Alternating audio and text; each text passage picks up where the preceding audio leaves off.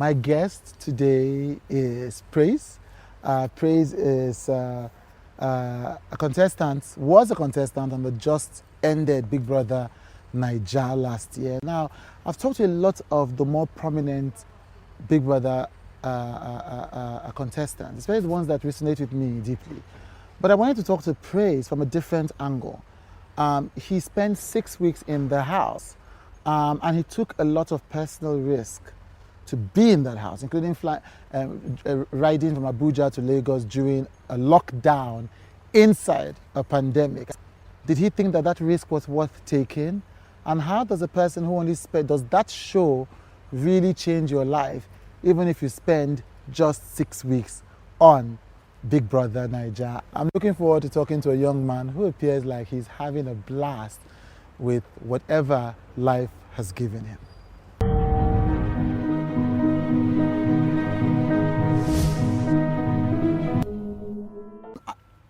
I'm a fan of Big Brother, but I don't watch it. Okay. But I like Big Brother. I think it's a very important cultural experiment. And so I start watching usually from the end. So usually I've missed the people who have been evicted. Yeah. But my friend Damian says you have to speak to Praise. Praise has a fantastic story, and then I began to read up on your story, and I thought, I like the way that he has weathered, some of these things. And so that's where I want to start from, because usually, and what I want to talk to you was, what are some of the most interesting characters that left the house early? So that's part of why I wanted to have this conversation with you. Yeah. And so that's where I want to start this interview from. What is it like to come into this show, to change your life, to stop all the things you are doing, cancel your contracts, quit your jobs or whatever, suspend business, stop making income, to go and put yourself on this show and then be let go in the first 2 months? Yeah. What is that like? It's a risk. It's taking a risk. It's like living. It's like living. Certain. Yes, because you know what Big Brother is. The platform is very big. It's huge. It's the biggest platform now in West Africa. Continent. In the continent. So, in the continent. Yeah. So it's a gamble. It's really a gamble, because making it on the show is life-changing.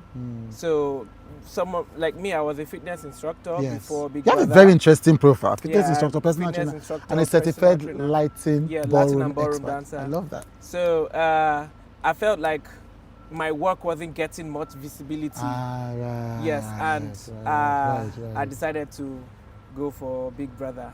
So I tried in 2019 to go for the show, and I didn't get past the first round, and it messed with me. It affected me, and when I left the audition place, because when you get into a place and people start telling you, man, this guy is a fine guy. No, this one is going to make it. You are going to make it. And there are people telling you, apply for this thing, you make it, you're fine, you have the charisma, this, that. Then you go and you don't get past first round. It messes with your self confidence. So when I left, I said, you know what, I'm not going again, because this really shook me, and I wasn't going to go. So 1 month after it, I reminded myself why I said I wanted to go, because someone on the show, I knew someone on the show, Tintel Tony. Okay, right. He was on the show, and when I saw him, it encouraged me. I'm like, if someone I know is on this show, I can do it. And that was it for me. So the show started, and you see people who made it to the show, and you're like, what do they have that I don't have? Yes, but yes, I can do this. Why wasn't I picked? Well, but you were one of those people at that time, because everybody has a Big Brother conspiracy theory. Yeah. Like, they've known the people they are going to choose. Did you ever think that? I never felt that way about it, because it would discourage me. So it was never there. So I left, and that was in 2019. I didn't make it. So 1 month after that, I said, you know what, I'm going to go. I'm going to try again. Right. So from March, I started working out. When I went for the audition, I was very, very skinny. Because of fitness, because of aerobics and all that, you tend to lose a lot of weight. Right. So I was very skinny. Right. I was weighing about 82 kg, 82 kg thereabouts. Right. So when I came out, when I saw the show and I saw people on the show, I'm like, wait, okay, I was gonna work on myself. Then I started to work out, to build muscles and stuff. Build muscles. Right. I got my tattoos. Ah. I got my tattoos. Right. I'm a dancer, so I'm flamboyant. I love earrings. Right. If you watch the show, I had longer earrings. I had dreadlocks. I had to cut my hair and all that. So I just worked on myself and said I would try again. And when the opportunity came, a friend of mine sent the audition for me on Twitter, and I saw it, and I just walked into my room and I set my phone and I just, hi guys, I'm Praise, I'm a father, I'm a dance and fitness instructor, life of the party. I feel like I'm going to be a plus to this show as I have good people skill. I like to meet people. I just told them about me pretty much, and that was it. After about 2 weeks or so, I got the message. Okay, you've gone past the first stage, and I'm like, okay, we might just do this. I didn't even tell anyone I was applying. Yeah, right. Until I got that first message. Yeah, they were like, okay, then we did this. Then other stages started, which it was online, Zoom and all that. And I got called to come to Lagos, and it was during the time where there was no flights. There was a ban, no interstate travel. So I had to hire a car to bring me to Lagos. So this was all kinds of risks. Yes. This was all kinds of risks. I took that risk, yes. I went on the road regardless. I was on the road and found my way to Lagos. It took about 18 hours to get to Lagos because of stops, and you're not supposed to travel. So you have to meet different checkpoints and all that. So I got to Lagos, and it was, if you're not in Lagos, then you just have to pass up the opportunity and all that. So I didn't even say, because I didn't want to say I'm not in Lagos. So they don't say, don't take that risk. I kept quiet. We are here for this risk. It was when we got to the final stage, I said, I'm from Abuja. I was coming in and all that. So I came into Lagos, did that stage, and went back because I didn't like Lagos because of how this pretty much my first time coming to Lagos. I've never been to Lagos. I've spent 20 years in Abuja, so I've never been to Lagos. The only time I came to Lagos is to Eco Hotel, from there back to the airport. So I've never been to Lagos on my own. I didn't even know the road.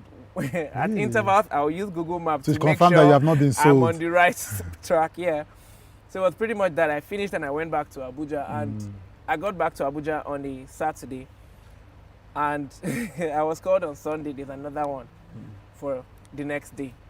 So coming to Abuja on Saturday, I had to now enter road again and go back to Lagos on Sunday. Wow. So I was on the road back to back. Wow. So when I came back to Lagos for the next stage, I stayed in a hotel, and I just said, you know what, I'm not going back to Abuja until I see the show start, because you never can tell if you made it until the show starts. You can be waiting and the show will start.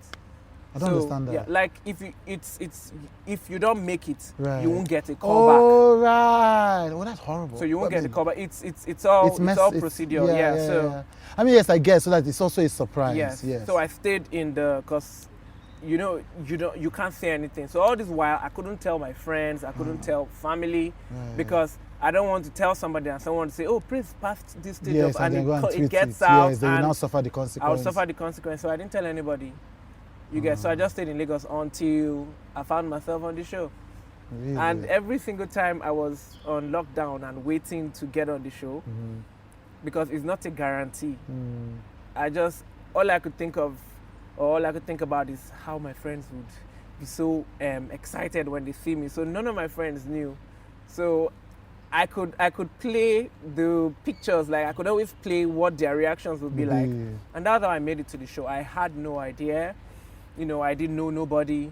I just went with my gut feeling, and I was just being me. I was natural, because that's something I had to do. And I've heard people say, look, just be yourself. Because the last time I went for the audition in 2019, what the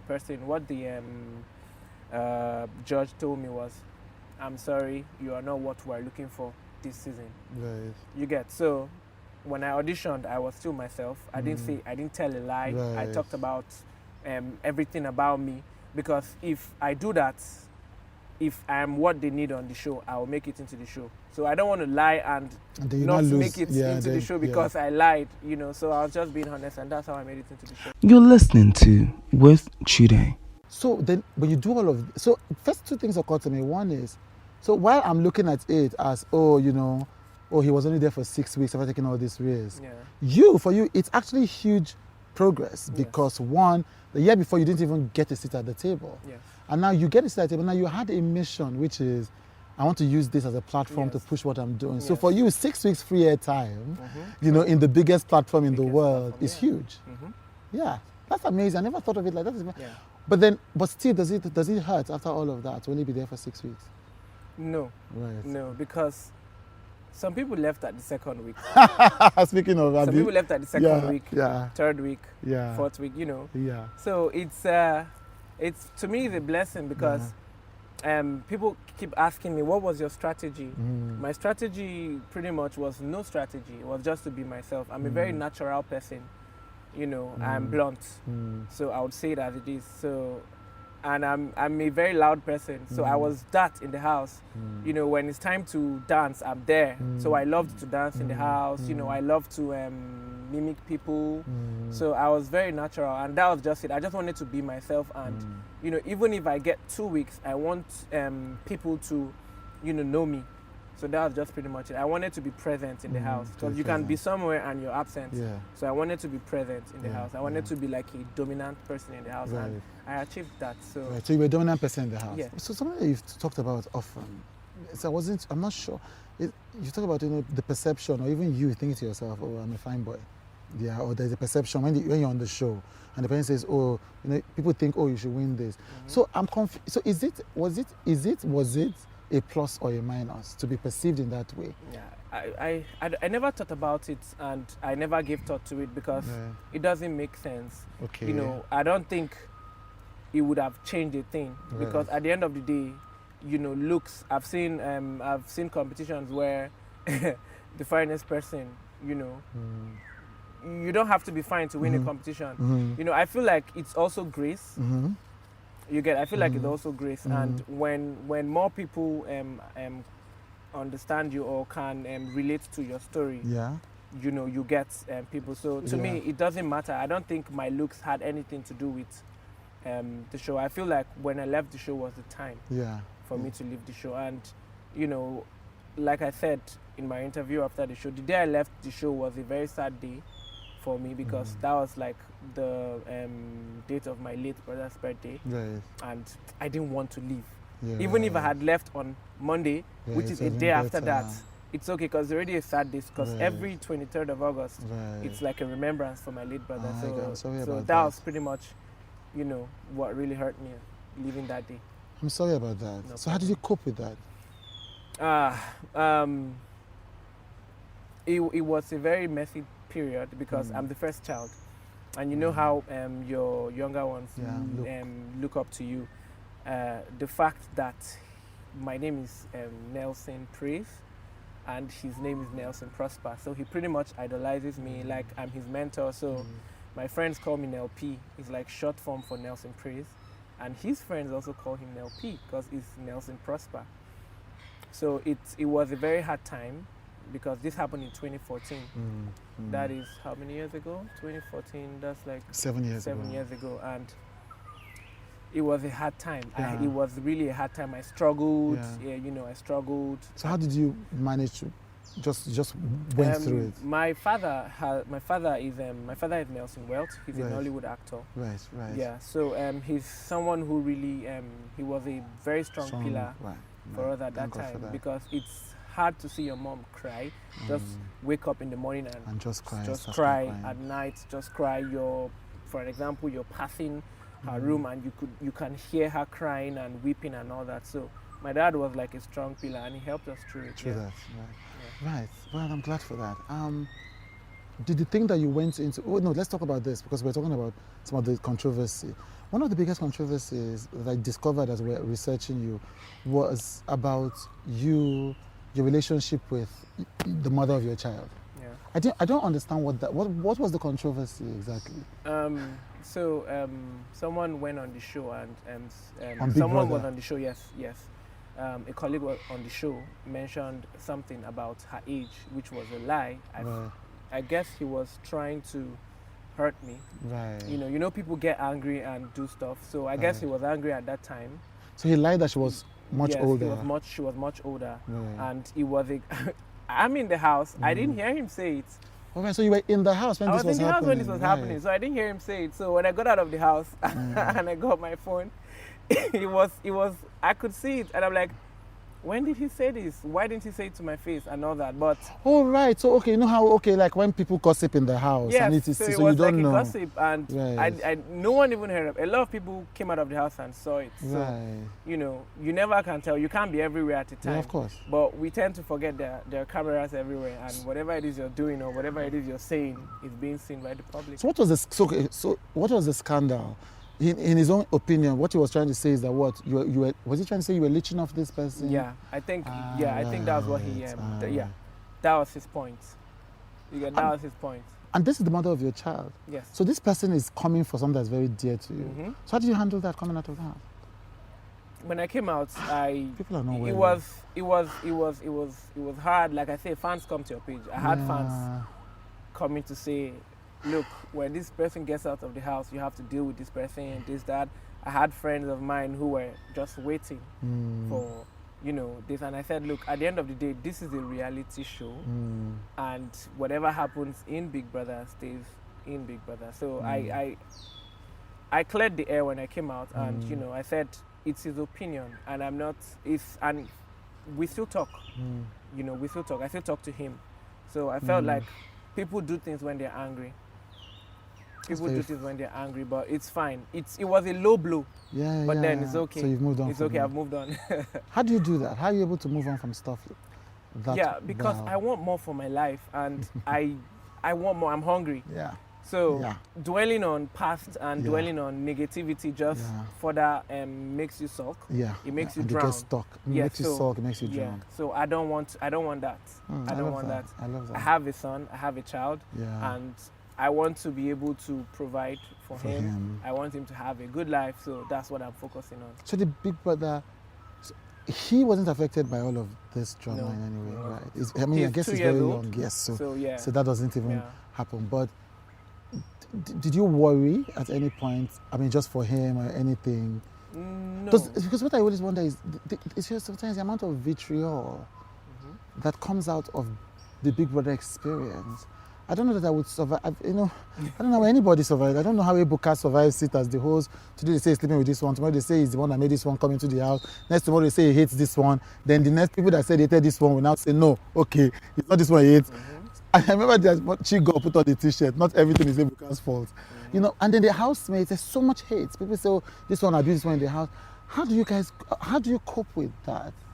Do you worry? Do you get afraid that somebody's going to pour water on you in the public? I don't know. I think the fans, you know, I think one thing I would like to say to the fans is, please say it. You can love whoever you love without hating on the other person. Yes.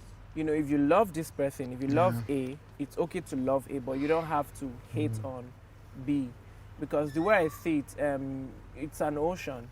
And it's big enough for everybody to swim. So you can love A and not hate B, and you can love B and not hate A. So the way you handle it is the same way you handle this. You just keep it moving because you have bigger goals. Yes, I just keep it moving. And the thing is, in the house, I pretty much talk to everybody. So I don't have. There's no one I would say no. This one I'm not hanging out with. This one or this one no, because I was close to everybody, and my personality. You know, the fact that I always bring everybody together to dance. So I was able to vibe with everybody.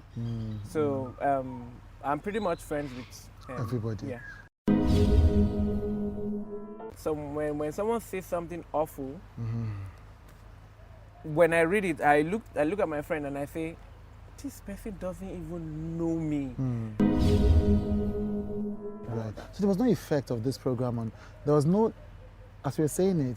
1.5 questions. There was no negative effect as far as you can see. Oh no, there was.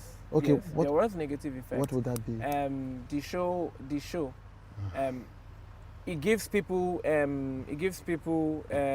visibility, and it gives people the opportunity to know your life.